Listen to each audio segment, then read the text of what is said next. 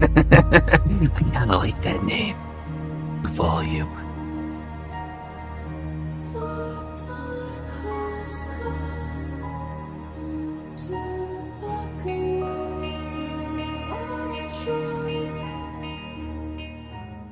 Hey, what is up, guys? Welcome to the channel. If you're new, be sure to hit the like button and subscribe. This video has been kind of aching at me a little bit when it comes to if I wanted to make it or not, because this is a video that is preference based, but I try to make it as fair as possible and to make it as understanding as possible when it comes to the new player card selection. Collector tokens are very, I don't want to say they're niche, but they don't come around as often as you might think. They can definitely have their ups and their downs when it comes to how much you get throughout a month, depending on how much you play and like what you're leveling for frames. But picking cards in the daily rotation is sometimes the hardest thing to decide as a newer player or as a player in general, when you have to also compete with the seasonal stuff that is also here. You have to balance, seasonals. You have to balance random drop bundles that are discounted, and you have to balance your daily card rotation and, decide whether you pin and buy right now or pin and save it or just skip it. So this tier list is going to try to help you navigate into picking things that are going to help you as a new player and understand, like, when you pick these cards, why you're picking them. Now, this tier list is not going to be perfect. There will always be people that have different opinions depending on where they are in the game. I tried my best to separate cards based off what is playable in decks, what is always useful in decks, and why they're in this spot. So let's go ahead and switch over to the tier list. And if you guys haven't, be sure to hit the like button and subscribe. And, give me your personal opinions on which cards in the game are really good to have and must-haves, because our opinions may differ, but I want to hear what you guys think. So, all right, let me move myself out of the way so you can kind of get where I'm going for. So you can kind of get what I'm going for here, right? I think right here should be fine. Hi. Okay. This is going to look a little weird, but I'm going to try to break it down to the best of my ability as someone that's been playing a while now that kind of understands values of cards and costs. Now, just because a card is below something in this tier list doesn't mean it's not worth buying. It's more so what you're getting in value when it comes to decks. Having multiple decks or having an enabler enable a deck completely, right? So let's talk about it. Now, I did decide to pin all the energy cards for the most part in must grabs. Having the ability to just get one extra energy per turn is it unlocks your deck's full potential when it comes to value per how many cards you can play per turn and how early you can play something out. Nothing in the game beats energy when it comes to building a deck. Having a good energy system in your deck's core makes your deck run so much smoother than if you didn't have it. That being said, do I think there are vast differences between Surge and Hope Summers, Superior Spider-Man and Luna? Yes, but I think all of them are must-haves because this unlocks the potential of whatever deck you're building to have the perfect or better outcomes of energy to be able to play your deck more consistently and win more games, because your energy curve is different and it's going to change your energy curve, allowing you to put things into your deck that might be a little more pricey, or be able to play something a little sooner that will change the game, change your games completely to make them wins. Now, let me just tell you this. Out of all the energy cards that I've gotten, Luna Snow, Hope Summer, Surge, Star-Lord, my favorite one, and I think the best one that is underused, is Surge. She does so much for any deck you put her in. Now, I will say, when it comes to building a Surge deck, it is a little bit dependent on like what your play style is. However, she gives you the ability to play at a different curve than all your opponents not playing her, because you have the ability to play something cheaper that has higher power every turn if she, if you have a good game. There's been multiple games where I've used her in my decks. I'm like, damn, I just completely curve stopped my opponent because they just could not stop Surge. And I had really good. I'd had games where I played her and she, cheapens up like a Shallow or a Fing Fang Foom. It's like, well, it's not the best, but it's still useful. And that's the thing about Surge. No matter what deck you put her in, she is always useful. And you will not be mad when you use her. Especially if you have her in your opening hand. That's a guaranteed turn 2 drop for you to start hopping off early. That being said, I will say when you are trying to build like Fing Fang Foom decks or like Starlord decks, she isn't as necessary because like you're going for the wait and play. But when it comes to your average decks, your average destroy decks, your average move decks, your average whatever it is, just your average decks with the normal like cost of 1, 2, 3, and 4s, she can be put in every one of those decks and she will make your deck perform so much better and more consistent to play every time. She might be my favorite card in the game just based off of how useful she is. I have her in like 4 or 5 different decks. Keep in mind that she's changed everything. I think she's super underrated. I think this one card changed the game for me completely. And it's crazy that like Surge is like so overlooked when she's so useful. It's crazy how useful she is.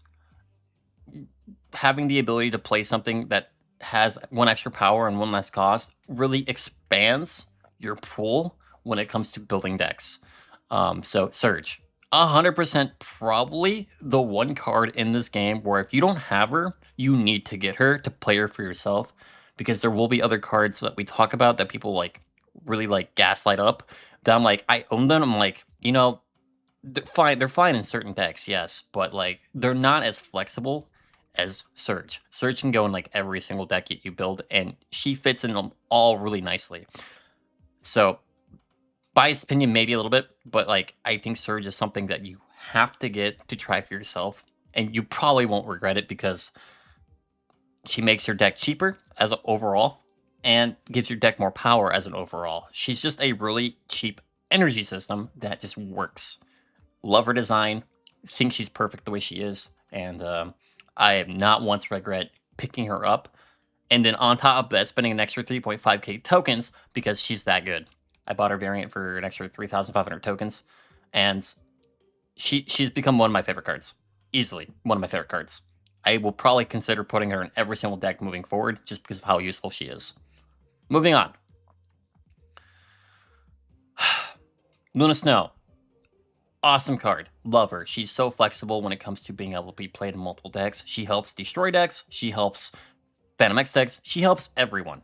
It doesn't matter. Your opponent even gets helped by her because like you're giving them energy, which is her one fallback. I think her one flaw, even though she's got really good stats, being a 3/6 is awesome. Love that. But understand, even though I put her up here, she's the one that I would argue is the most overrated when it comes to energy, just based off her also feeling your enemy. That is something that you have to think about when you run her. She's really good. 3/6 gives you energy. Awesome. Gives your enemy opponent also a stupid cube that they can use against you. It's, ups and downs, but really good. When it comes to just consistent 1 extra energy per turn, as long as they don't like kill it. Superior Spider-Man. I need this card.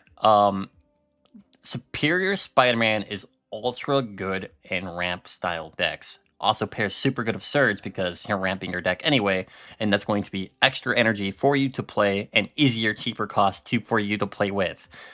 Superior Spider-Man is probably the one card that I regret skipping because of how useful he actually is. Now, his baseline stat being 3/4 isn't the craziest. His value comes from how his energy system works. As soon as you get any card a little extra boost into their stats, it doesn't matter if it's +1 or whatever it is, as long as you have one on the field that's getting extra stats, which is really easy to do when you have access to Agony, you have access to Maverick, you have access to essentially anything in this game, there's going to be a way to boost it in some sort of way, which is really simple to do early in your game, especially when most of them are really low to the floor cost cards. And there's even a new one coming in pretty soon, which is Wolverine, which is going to be also really easy to use. Makes this card ageless. Superior Spider-Man is something that I think if you see him in your shop and you're not sure if you should get it, I think you should pick him up because you won't regret him in the long term, especially if you're going to play a Rampy style decks. He just works anywhere where you just have an Agni. And Agni's flexible to any deck. He works anywhere where you plan to just like boost a card up from anything. Super good, super consistent, easy to use, very friendly. Hope Summers. This one is one that I hold near and dear to my heart because I understand how useful she can be. Hope Summers is the type of energy card where if you're playing skills, if you're playing Kitty Pryde, if you're playing zombies, if you're playing anything that has the ability to bounce, she's so much better than the rest of them when you're playing those certain decks. There will be turns when you have a Hope Summers play down the game and you get 3 energy a turn because you're playing either skills, kitty, whatever it is, things that you can get removed off that spot. She has the highest ceiling when it comes to usability per turn. Superior Spider-Man has a cap. Luna Snow has a cap. They can literally not give you more than 1 energy per turn. Surge has a cap. She's based off how well you can play your deck and how lucky you are. Yes, I glaze Surge because she's absolutely amazing and you won't regret it. But when it comes to ceilings and how much energy you can get per turn, Hope Summer breaks that completely. She's a little older. I understand this. She's going to be a little bit more niche. I understand this. But when you put her in a proper deck that uses these tools that you have access to, you're going to understand. You're entering turn 4. You got 3 extra energy because you just play a bunch of zero cost cards and on her, and she just boosts you up that much. You get so much more power curve and energy curve with her because you're able to abuse how much you can play on her spots. So Hope Summers, amazing, super. In fact, I know it's ordered like this, but like in certain situations, Hope Summers is like the best one, but in some situations, she's really hard to use because like you gotta kind of run things that you can remove. Like she's limited due to her space, but you can abuse this with like tools and like Kitty Pryde. So really good synergy card to use if there is Kitty Pryde. So good. Prowler is great because you can just place his spells or tools. So like, it's crazy how good this card is when you play her in the proper deck. She will open your eyes to like what energy could be in the future if we get another energy unit like her. So Hope Summers, I glaze her. She's awesome. A little bit biased, but like she's super good. All right, so the top 4 cards. I think if you see any one of these top 4 cards, it's safe to pin and buy them because they give you access to so much more than just buying a over-the-top card. They give you the ability to open up your decks a bit more and have energy curves that you might not normally have, which is super important in Marvel Snap. You don't have to have them all. Like, once again, I'm missing Superior Spider-Man, but if I saw him, I would instantly buy him. But they do change the way you play. They do change the way your deck flows. They change everything when it comes to deck building, which is why they're so important, in my opinion, to have access to this little extra thing called energy, which is the core mechanic of the game. Just amazing. Now, the next tier under it. It's not that these cards are worse. It's not like that. These cards are just not... These cards open up the potential of you building new path to your decks. They're just as valuable as energy. These cards are very valuable, and most of them are must-haves. But it all is dependent on your playstyle, which is a preference thing, and I cannot force you down a preference. If there's a card that you like and it's based off your playstyle, this is when you pick those cards. I can be like, Phantom X is like the best thing ever. For me, awesome card, great, but not for everyone. Same thing with Fing Fang Foom, same way with Xiao Lao, same thing with Star-Lord, same thing with Nora, same thing with Ghost Rider. All of these cards, well actually Ghost Rider is more of a tech pick, Cosmic, but like he's super good. Invisible Woman, Hydra Stomper, Blink, Iron Patriot, Captain America, Falcon, or as Sam Wilson, Man Spider, Chamber, Victoria Hand, High Evolutionary. These cards unlock decks for you to access. It's not that they're not as useful as the energy cards. Of course, that's not what I'm saying. What I'm saying is these cards give you access to build towards something new and to experiment with. I think all of them have their own, like, play styles. This is going to be something that you have to experiment with. I think some of these cards could probably get lowered down a tier. Like, I think you could probably argue Chamber down a tier because he's not really unlocking anything new for you. It's Star-Lord himself that unlocks that type of deck, with like Fing Fang Foom. Shallow unlocks his own style of deck. Anora unlocks her own style of deck. Cosmic Ghost Rider, well, I think he's very good. He doesn't unlock a new deck for you. He's just a tech pick. Phantom X unlocks a whole new deck. Hydra Stomper allows you to play move a lot more efficiently than without him. Blink allows you to have access to like hella decks. Iron Patriot, Captain America, you have access to play these style of decks. Mass Fighter, I guess this is kind of a tech pick. He's not exactly opening up any new decks, kinda. Well, he kinda is, but like not in a way.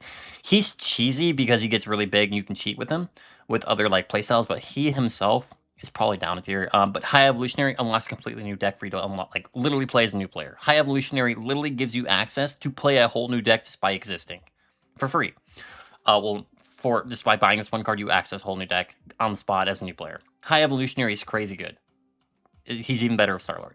So when it comes to very strong play choices, these are all something you have to consider as a player. If you're buying these cards, you are essentially accessing a new way to play the game and build a new deck, which is so much more important than buying something that is just omega strong. Having more decks equals more fun equals more ways to play, and more ways to play equals more varieties and for you to improve your own decks through, I'm going to call them leader cards. These are kind of like your leader cards, not literally speaking, but more so they unlock the way to play decks. Like, you can't play High Evolutionary without High Evolutionary. You can't play those decks without them. You can't play a Shallow deck without Shallow. You can't play a Star-Lord deck without Star-Lord. You can't play a Phantom X deck without Phantom X. You can't play End of Turn without Invisible One. You can't play Hydra. You can't play Move without Hydra Stomper. You can't play Hella without Blink. These cards unlock your decks, so they're very important. But once again, I prioritize energy first as box and buys, and then I prioritize these like cards that unlock your decks. I think they have equal value, but when it comes to accessibility and being able to play a deck, energy does beat it slightly because you can do more experimenting with energy. Where when you unlock these leader cards, they open the access to play these decks, right? So it's very important to understand these cards are just as valuable as the one above it, but you have to understand these cards, they give you the ability to go into a new deck, build a new deck. Look forward to making something new and creative, and explore Marvel Snap's decks like selections that give you access to play something new, which is why they're so important. Moving on. This might change a little bit. I'm not to relook at it, but these cards are really good to have because these cards help you fill out those decks. Man Spider is really good for manipulating like Agony and like Penny Parker. You can do some really cool things with Zola with it. Cosmic Ghost Rider is a really good tech card that disables your opponent's front line. Chamber allows you to play bigger things like Fing Fang Foom and like Star-Lord decks just for free because like he gets pretty big himself if you're doing that.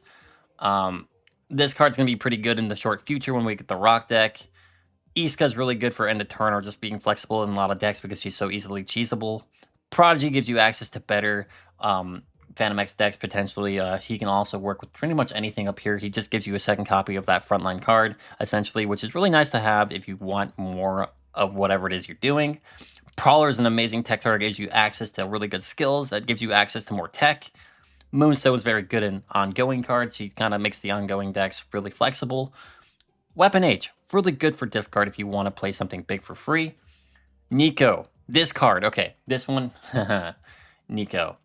She is a card I like, but she is so overrated. It's hilarious how much people overrate her. She isn't easy to play. She can go into a lot of decks, but the randomizer skill is her issue. Let me talk about this, because this is going to be something that probably, I don't want to say irks a lot of people, but like misdirects people on how overrated she is. She's really good when she works, But there will be games where you're sitting on her and the card spell just does not hit the one you're wanting. After you play a card, your next card, double its power. This can be pretty good with Deadpool. After you play your next card, add a copy of this. This can be pretty good with multiple decks if you get it. After you play your next card, replace that location. This one is very situational too if you're trying to counter out like a bad field or magic potentially. It's just chance if you need it or not. It's really dependent on the matchup. After you play a card, give it 2+ power. Once again, it depends on your playing ramp or not. Once again, you may not get this one. On reveal, after you play your next card, move it to the location to the right. Can be pretty useful in move deck, but like none of the other ones really help move deck, right? You have, after you play your next card, destroy and draw 2 cards. Really good in destroy. Great. After you play your next card, it becomes a demon. I guess if you're trying to play like maybe the Daredevil is coming out in the short future, like in 2 months, this could work. Demons, they're 1/6s. They have good stat lines for what they are, but like you gotta kill something in your deck to make it work, essentially. So while she's good overall, you have to understand not every one of these is going to be usable right away. Not every one of these is something that you're going to want for your deck, depending on what it is. Not every one of these is going to be something you use, because like you have your preferences when it comes to what you're doing with her. She's going to be an enabler for whatever it is you're trying to do, whether it's copying, destroying, drawing. Like it depends on the deck. She's very deck dependent, and because of this is her biggest flaw. She has too many skills. I think they should remove. I think they should remove some of these. Like this one, after you play your next card, double this card's power. This is useless in most situations. Not something you probably ever want to use in any deck that I can think of. Don't care. She's she's a 1 cost. Doubling her power does nothing. So I think that if they remove this one, it helps her out. Copying is always good. I do think the copy one is actually quite good when you can actually roll it. You have to remember, you get these skills every turn. They alternate when she's in your hand. You can't just stop it when you get it. You have to just play it and use it on the spot, or you randomly get it to like cycle off. It's really annoying to play with when you open your hand with this. It's great, but are you going to sit a few turns waiting to copy whatever it is you're trying to wait for and waste your energy? No. So once again, she's hard to use. She has good skills, but she's overrated as hell. She's very hard to use. She's not as fluent as other cards, and because of that, I just can't recommend her, especially for newer players, because this card will lose you games more than it wins you games because you're waiting for that perfect spell to actually like cycle in at the perfect time. Annoying as hell. Overrated card. Don't really prefer her that much anymore. I only run her in Destroy, because Destroy you have more access to like what's usable. But outside of Destroy, it becomes really kind of like icky, to be honest with you. Where are we at? Drax, Avatar Life, is a very good card when it comes to what he's trying to do. He helps you stay in control of your lane power. He will move to a place and get 3 power whenever something is played bigger than him. This has its ups and downs. It depends on what you're fighting. He's going to be very fight dependent, but he's going to be good in move decks generally. He's going to be good in ramp decks generally. Like he's going to be flexible to like a couple decks that just he works in. Ajax. He's pretty good. Ajax is pretty good if you're playing Affliction. He does enable you to... Well, actually, he doesn't enable you to play Affliction. That's not true. He enables you to get a bigger creature in Affliction, sure, but you don't have to play him in Affliction. Phantom X doesn't use him. Affliction. Phantom X is its own style, unique deck. Hazmat Surfer doesn't use Ajax, and it applies Affliction. He gives you options to play another type of Affliction, and it's arguably pretty good, but it's like a card. If you buy it, just understand that there's going to be a lot of other cards you have to buy to make this guy work. There's so many Series 5 cards to make Ajax really good. So if you want him, that's fine. I bought him for 6K. It's not that I regret it. I think he's cool, but I don't use him as much as I thought I would, mainly because I'm missing so many Affliction cards. Like, you have to have so many enablers for him to be really, really crazy. Gambit, Horseman in Death. I was going to put this in very strong playstyle choices, and I still think that's true. I think when it comes to his archetype, this does enable you to build a new style of deck, which is good. The deck itself is going to be in and out of the meta depending on the situation of the meta. It is going to be very meta dependent, which isn't a bad thing. Having this guy in your arsenal is not a bad thing, but understand when you buy Gambit Horseman of Death, you're going to need a lot of things to set him up to make him usable. Understand that the cards that you have to create have to come from your hand, so that makes him a little bit more restrictive. You can get innovative with it, and you can do some cool things with it, but understand this. While I think he's very good, I think he's meta dependent, and I also think he's going to be harder for a new player to use based on like what you have access to as a new player as Series 3s. He's going to be very hard to use. A little bit more down the road, 4 or 5 months in, you'll understand like more like where he's going to be sitting when you get more like familiar with the game, and I think he's very good. Once we get more cards in deck and assist make created cards, I think you'll be able to put him in more places. But his deck window is really just a bit smaller, but his ceiling can be a lot higher in the future. I think he's very good though. Scorn, really good for discard. Not exactly an enabler for discard. I don't want it to be like, oh yeah, Scorn's an enabler for discard. You can play discard without her. It depends on the discard deck. It's kind of like Bullseye. Like I think Bullseye's got a very unique discard deck. You don't really need him to do discard. He just enables a style preference. Doom 99, he's pretty solid. I think there are enough Doom 99 decks in the meta to say that if you like that style of deck, to get him. But realize that Doom 99 decks are going to be kind of set in a certain direction to where you might not want to play all the cards in it, depending on like what you're doing. But the deck itself, Doom 99 deck itself, is a good deck. It is a good deck. It's just not one that like I would recommend everyone going to, because you're going to be playing some weird stuff like Sandman and trying to overcome your opponent by going really wide and trying to get as many of these guys out. It is a good deck. Very good deck. It's just I don't hold Doom 99 above any other like of these cards because the way he functions is a little weird. Captain Carter, really good card, but doesn't really open up any decks for you. She just kind of pairs well in certain decks. Galactica, really good Kitty Pryde friend. Really good card in general when it comes to her ability. Having the ability to just reveal +2 power on another location is really good. And if you put her in like a deck with Kitty Pryde and Surge and like, you know, Hope Summers, and you can cheese her out pretty easily, it can get pretty ridiculous. I actually can't wait to buy her pack that's coming soon. Headpool. You don't need him for Destroy.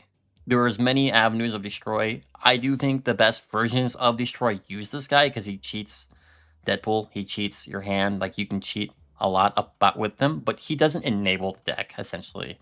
The deck enabler is more so Series 3 cards, like if you have Null, if you have Venom, if you have Carnage, if you have, you know, Killmonger, if you have the ability to, like, kill things on the board, like Deadpool, like, you get your enablers for Destroy relatively early on. He just makes it a little bit more consistent. So not a must grab, but is nice if you really like that playstyle. Gwenpool, it's really good for ramp style decks where she fills your hand up with more power. Mockingbird, good if you're, you know, trying to cheat out cards in a certain playstyle. Fiana's the same thing, certain playstyle. Jocasta, really good in activate decks, especially like Phantom X. If you're playing a lot of activates in your deck, or just like more in like 2 or 3, Jocasta is just an easy fill-in to just reactivate your stuff. Really good in activate decks. It doesn't matter what the deck is. End of turn, Phantom X. You can just kind of fit Jocasta in the deck, so it's never a bad pickup because this makes activate decks that much better. Hawkeye, good in her decks that she's niche in. The Thing, I'm not as big on the Thing as other players. I think this guy is good. I do. I think he's good. But I don't think he's, like, crazy. He destroys something on your opponent's field at the end of the turn if you have a full location, and if he's like, it's okay. It's pretty good. Maverick is really good with Shallow, but he himself, when it comes to flexibility, it's more so ramp styled stuff. So if you're going to play ramp heavy stuff and multiple ramp heavy decks, he's a good pickup. Also, this is out of date. He's a 3/2. So keep that in mind. He's not a 3/3. Scream is good if you want to play like Kingpin. If you want to play things that move your opponent around like Spider-Man, if you want to play those mobility decks that really move your opponent around too, to throw them off their game to, negative inflict them, it is a play preference. I don't think she's necessary, but if you like that style, by all means, I think Scream is a good pickup. Symbiote Spider-Man, good pickup for, whatever deck you're trying to do that wants to merge and get bigger. Really easy. Scarlet Witch. I like zombies, but I will not lie to you. Zombies are frustrating to play because your only enabler is Scarlet Witch. Which, now, let me be very clear. Running zombies takes the Horde, Zombie Witch, and Zombie Giant Man. You need those 3 in their decks. You can run, technically, I think it's, Power Man that fills up your deck too, or the right side up whenever it's full, you get +1 at port or whatever. He's good too. But you cannot run a zombie deck without her. And the Horde card, or the Hunger, and Zombie Power Man. Those 3 make the deck what it is. But in this current meta, I'm not going to be like, this deck's amazing. I don't think this deck's ever amazing in any meta. It works, it can be fun, it can be definitely competitive. But when it comes to consistency, it's going to be the most inconsistent deck in the meta due to the fact, if you don't have Zombie Scarlet Witch, you're not playing that deck very well. Just due to, like, bad luck. You're not going to be able to, like, get your Horde big enough quick enough. It's going to be a little icky. But when you get her and you're able to build up your Horde, protect your Horde, and actually, like, use it properly, it can feel pretty good. It's just, I'm not going to put her in very strong choice because you require a chain of units or a chain of cards to make the deck even the deck. Like, she can't just run the deck on her own. She's not going to open the deck up. You need to have the core cards, which are 3 cards. So she's a 3-in-1 package. Whether you like it or not, she's a 3-in-1 package. So accept that. But she is really cool whenever you get all the cards online and you're able to flex these different solid decks with her. She can be pretty fun. Proximia Midnight is going to be solid in certain discard decks. Diamondback is going to be pretty cool in some Affliction decks. Infinite Ultron is a solid card if you're trying to play like the newer Gambit because he makes graded cards. He is a solid card. I don't mind Infinity Ultron, but I'm not going to glaze him because it's kind of like Thanos, where it's like, it's alright, but like, it depends on the deck. Like, I'm not overboard on Thanos. I think Thanos is not very good at times. I think Thanos can throw your game, and is really hard to use because you have to play so many stones to even make it worth it. And sometimes in those decks, you can't even play Thanos because you're running Gambit more. And if you're playing Gambit, you don't need to play Thanos. You're just playing the created cards to make it easier for Gambit to pop his ability to clear him out. So, yeah. That's why Thanos is not on this list. You get them for free too, so if you're a new player, you're going to get Thanos for free. So I don't have to tell you to buy them. Wiccan. I think Wiccan is a good card. I think he is a card that is not as valuable as your typical energy cards. I think he takes the... I don't want to say you have to. He is best used with Quicksilver and Domino. If you have Quicksilver and Domino in your deck, he's quite nice to use because you're wasting your energy curves perfectly. He's going to be good in certain Affliction decks because of this, because how he functions. Though I will say Quicksilver and Domino aren't fantastic. It just helps you play Wiccan easier. So if you want to be a Wiccan player, just know that Domino and Quicksilver are probably most likely going to your decks, so you can actually utilize this card to its fullest potential. Dormammu, I don't really see this card often. I think this card is a preference pick based off the player, and it can be good when played properly. Red Guardian, really good just to throw in a deck if you're just sick of fighting certain lineups. He's going to disable cards on your enemy's field that are the lowest cost in that area, so he can do some pretty big damage to like, you play this guy into Surge, and I'm pissed because, like, you just disabled my Surge. You play this guy into, like, Deadpool, you're going to be pissed because you disabled their Deadpool, right? He disables all that annoying little shit that makes your game plans, explode. So he's really good. Deafening Chord is kind of like the budget version of him without the infliction. So, like, Deafening Chord is, like, I would probably just say, if you're going to play Red Guardian, Deafening Chord is a really good budget option to, like, fill in that gap, which wish I had. And then these last few cards are just kind of like, good if you're trying to do like their thing. Hydra Bob is good if you're gonna be. I think it's snapping. You'll jump to zone or whatever. He's kind of like Silk, but like instead of Silk bouncing around like a every time you place a card there, it's based off I think snapping. Dragon Lord's gonna be good if you plan on playing very big things in your deck with like Chamber. Can be very good because he just gets that. He'll cheat it out if you're lucky. Now let's go down to decent. This is where it gets a little interesting because this is going to be a little bit more biased. Not completely, but like from personal experience, I want to talk about this a little bit. I'm not saying any of these cards are bad. I'm not. I'm not saying any of these cards are terrible. I'm not. They're decent cards. It's just dependent on the matchup and situation and whatever it is you're trying to do. Mora X is a good card. She was the first 6K card that I bought because I was a destroy heavy player. That being said, she can be terrible at times in your hand because your hand opening just sucks. She can be amazing at times because you open up with the death in your hand, you have 2 deaths in your hand, and it's just free 0 cost cards. She does enable Horseman Gambit to be played in the destroy deck. Cool. But when it comes to when I'm building a destroy deck, Mora X is usually the first one that I cut out because it's just inconsistent and can just fill your hand up too much and be really annoying to deal with. She can be very awesome.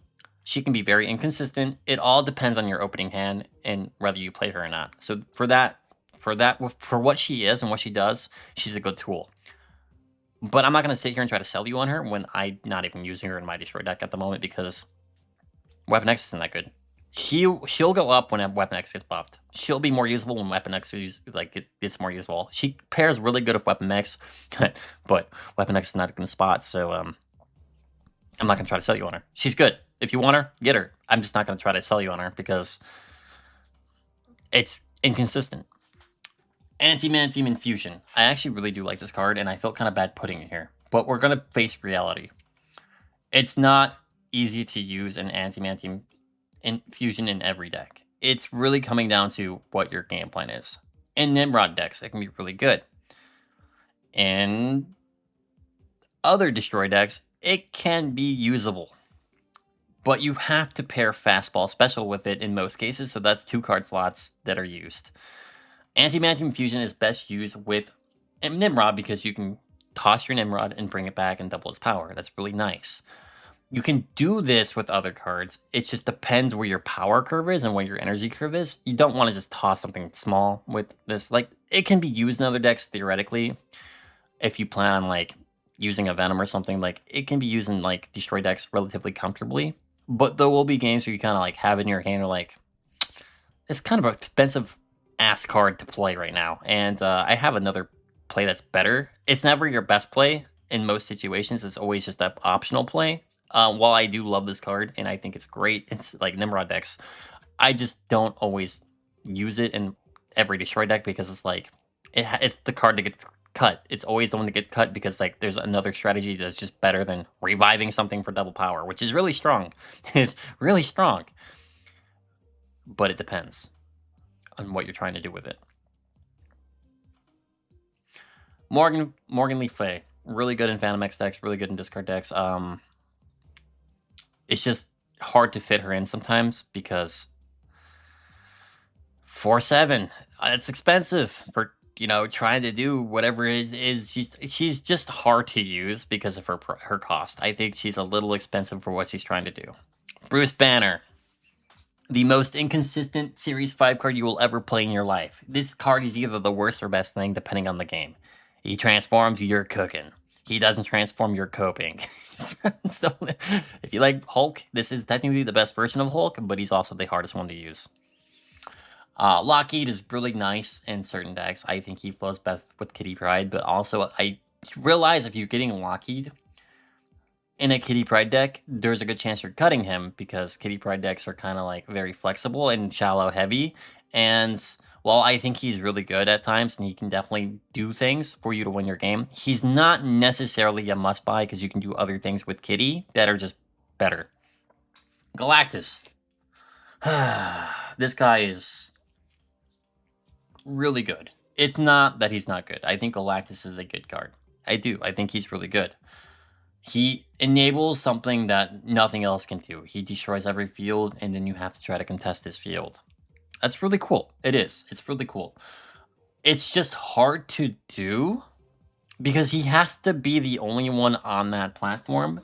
So if you're not winning through power with him on his reveal, you're not doing Galactus justice. You will probably end up running Green Goblin and Hobgoblin, which means you're very readable. And when players play those cards, it's very obvious they're trying to play Galactus. Now, there are ways to cheat with them. Fastball, Antimantium Special. There are ways to make it work. It's just, if you play Galactus, and you're buying Galactus for Galactus, understand his deck is very tight in what it does, and very hard to expand upon, because the strategy is very straightforward and predictable. He's not bad. But if you go Galactus, know that you're not going to be sneaky in what you're doing. And as soon as a player sees what you're doing, X, Y, or Z, they're either going to retreat because they can't fight it, and you're not going to get much cubes reward because of it, or they're going to laugh at you and just beat your ass because predictable. Penny Parker. I actually really like her. She's very good. This comes down to a few things. I like Penny Parker. I do use Penny Parker. But it does come down to how you plan on using her, because she's a card that can give you energy if you merge her with her own bot, and she's a 2/8, which is a pretty solid number for a card. Just know that she's not just a 2/3, she's a 5/8, which is weird. She gives you the flexibility to move your stuff whenever you merge the armor into something, which is nice to have that flexibility. But I think the issue with Penny Parker is that her armor piece is too expensive.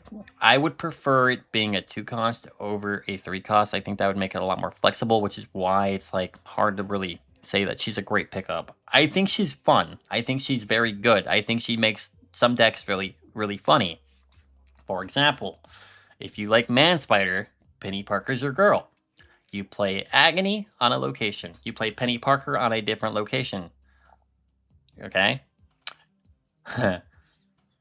And then you play the Man Spider on the Agony after you've played the little her device where and then it does like this thing where it multiplies your Man Spider out of control, and it's a whole thing where if you play it right, it's really goofy, but is niche to that Man Spider deck. Once again, I like Penny Parker. I think she's a unique card. I just think her armor is a little too expensive to be reliable in a lot of games when she's only a 2/3, which is not a problem. I just think her armor cost is too much. Her being a 2/3 is completely fine. I would prefer her being a 1/2, and then her armor being a 2/3 or whatever it is. She's not as good as Agony, because Agony is doing the same thing for cheaper. She does give you that energy return if you merge her with her own bot, but sometimes you just don't want to merge her with her own bot. It just depends on the matchup and the game and what the field is looking like. She's just going to be a card that fills your hand as well with a tool. She's good though. I think she's good. It's just she's going to be unique for certain decks and make decks shine in their own way based off how you play her. Scarlet Spider. I actually really like Scarlet Spider, but I'm not going to gaslight you guys. I'm not going to be like, yeah, get him. He's not doing anything crazy on his own. He's just duplicating himself. But you can ramp him up and do some crazy things with him. It's just depending upon if you have access and the ability to do that. He's not opening up any new decks for you. He's getting put into a deck because you can make him work. Lindley, Iron Fist. Kind of just fits and move decks. He's not opening up the deck for you. He's just an option to put in the deck. And then I know there's a lot of cards in here that I don't even have rated. It's complicated. It's not as easy, and it's not as straightforward. It just depends on your references. But let's do the cards that you should never pick up, because at the moment they are butt cheeks. Weapon X needs a buff. Spider-Punk, while he can work and move, and he does his own unique thing where he steals 2 power after you move him, it's not crazy. He's essentially a 3/5. Mr. Fantastic. I see him often, but he's never doing anything to make me worry about him, because he's inconsistent. He's either giving you your card in your hand 1 less cost or giving them power. It's never both. It's always one or the other. So while he's a 3/4 and he's doing things to make your hand either cheaper or bigger, he's just not as reliable and a little bit weird to run. And usually, if you're running him, it's because you like him, but he's not very strong.